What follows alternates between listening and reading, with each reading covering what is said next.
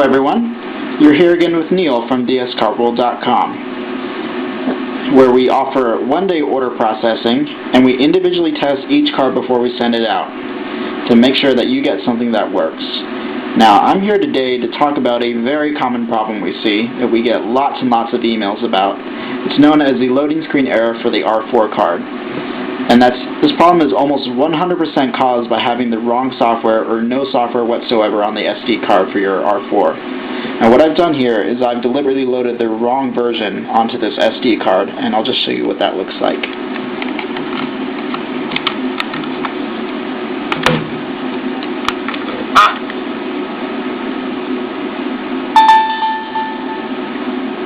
So as you can see, this loading screen pops up and it will not move past this point because the wrong software is on there and it doesn't know how to interact with the card properly.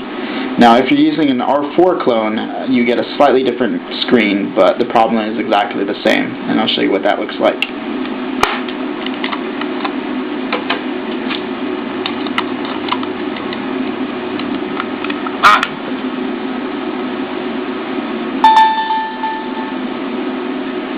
So as you can see, you get the little red menu icon here, and that just basically means it can't find the correct software.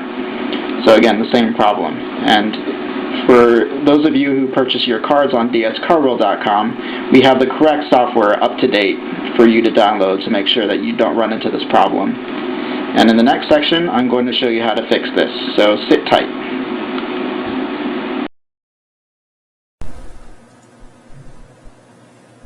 Okay everyone, continuing off from before, what I've done here is I've taken the micro SD card out of the R4 card and I put it in a USB reader and popped it in my computer.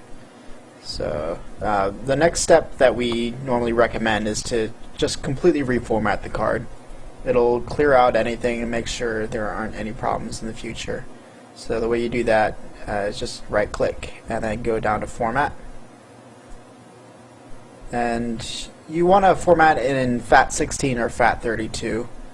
If you're using a Mac, don't use the journals, and on Windows, definitely don't use NTFS. There's just no benefit to that. You don't want to use quick format, so make sure that's deselected. And you just hit start. Now, for the sake of this tutorial, I'm not actually going to start it. It's an 8 GB card, and it might take a while. So for now, what I'm going to do is just open the card here and then delete the contents. Yes. I know some of you are tempted to just delete the contents, and it might work, but we still recommend the format because it might save you some trouble in the future. And naturally your next question is going to be, well, what are the correct files to put on? For each card, the latest news and updates on their firmware is going to be on the manufacturer website. Let's see, let's just bring this up here. Somebody's already gone through the trouble of making a list of all the manufacturer websites, so they're easy for you to find. Do keep in mind that your model number needs to match the firmware that you get, so make sure you go to the correct manufacturer. If you open up your browser, go to r4dsrevolution.co.uk. Click that. Now, for any of you who have purchased your cards through dscardworld.com, we have the latest firmware updated and available to download from our website on the support page. But it doesn't hurt to know the manufacturer website just so you can keep up on yourself. If you look on the left side here, he has a list of all the cards. Our card that we are using is the R4 SDHC. So let's click that now. And they have information here, technical specs, history. It's pretty handy to know, but not really relevant to what we're doing right now. Scroll all the way to the bottom. He has a link to the official R4 SDHC website. So if you click there to go. Now what you want to do is you want to download the latest kernel.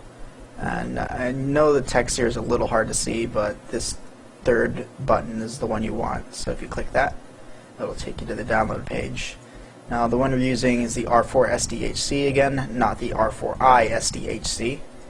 And so you just pick your language and click the link and it should start downloading. Let's save file.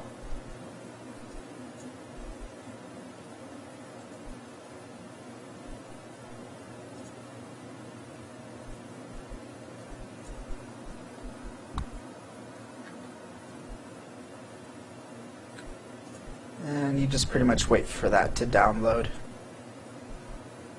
I'm going to pause the video now while we wait for that, and then I'll pick up once it's ready again. Okay, now that that file is finished downloading, let's take care of this. Now, right now I've put the download onto the desktop here just so you can easily see what I do with it. Now the file that we got off that website is in .rar format. For those of you that don't know, that's a compression format that's similar to zip, but it's a little more powerful. And it's going to be pretty common from such sites as this. The official program to unpack a RAR file would be WinRAR. You can search for that and download that yourself. So what we want to do is just double click to open it. And you can click extract to. And you're just going to extract it to the desktop under its own name, that's fine.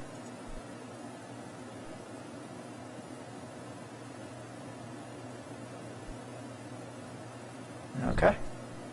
And we'll provide links to the WinRAR and Unzip programs. So you can go to the official website there and download it. It might be an evaluation copy, so be prepared to shell out for the actual program. Now, what we want to do now that it's unzipped or unRAR'd here is double click that and open it. And now all these files as they are, you want to take those and drag them right into the root of your micro SD card. So you don't create any special folders other than what's already there. I'm just going to let that transfer across.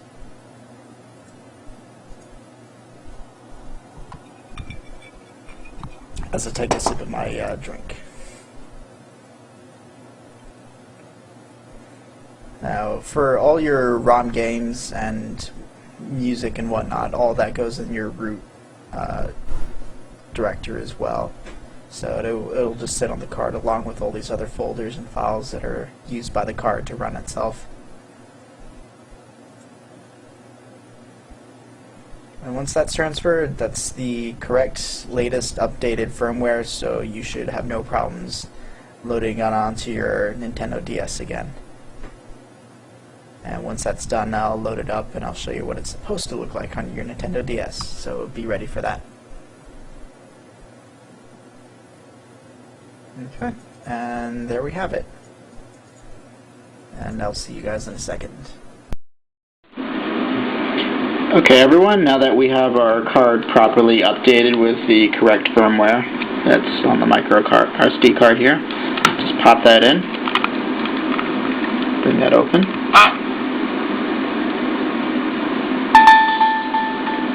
There we go. You see the loading screen flash for only a brief moment before it loads up the proper home screen for the R4 SDHC. So let's just go to one of the options here and take a look.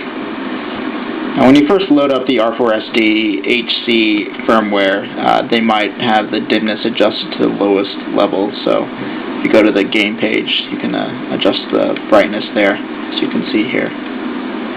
And there you have it. No more loading screen freeze error you have to deal with. Just quick access to all your homebrew applications or your legally backed up game ROMs. Everyone, enjoy the fruits of your labor. We'll see you next time at dscardworld.com.